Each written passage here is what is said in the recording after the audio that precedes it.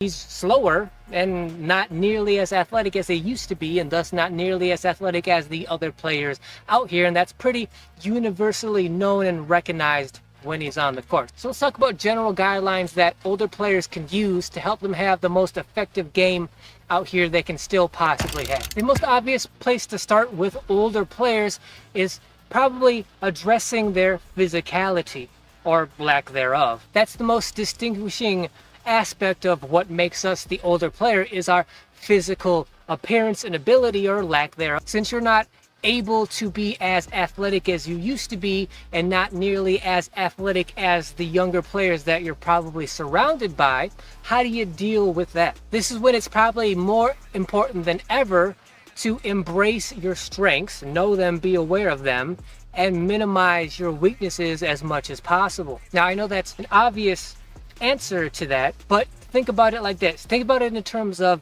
evolution, evolving as a basketball player, right? So now, in general, and of course there are exceptions to this, but in general, older players are not fast, they're not quick, they're not agile anymore. We can't keep up with them in terms of speed and quickness, but we should be much stronger and more powerful than them. And when it comes to power, strength, muscularity, size, that usually shines more down towards the basket as opposed to being out by the three-point line. Now, you may be thinking to yourself, well, playing around the basket, that's not my game, or that's not what I do, right? My entire career, I've been known as a perimeter guard, like a speed kind of player. And really the bottom line is, you either evolve as a player, change your game to what suits your physicality the best and the most, or you kind of just give up and stop playing. Secondly, when we're talking about playing towards your strengths, a strength that you have that younger players don't have, can't have, is your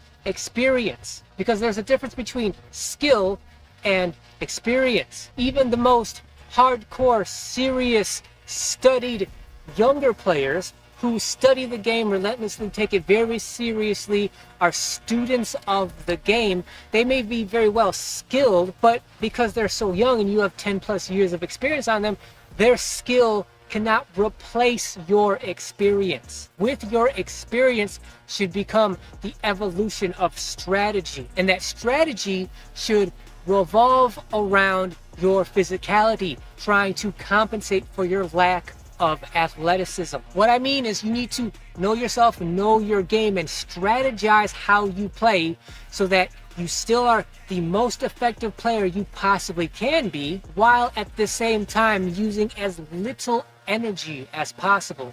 Not effort. There's a difference between effort and energy as well. What I'm talking about is, you don't want to burn out your body, your physical presence on the court early in the game. You want to save yourself physically for the end of the game, where you can make the most difference.